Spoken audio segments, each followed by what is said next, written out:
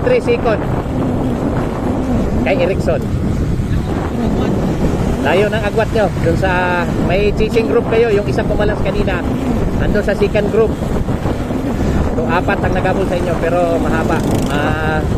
Mahaba sa 23 second. So, pagpalitin nyo na lang ng trangko yan. Top 3 lang naman eh. Buti, nakalagpas tayo doon sa Tanawan.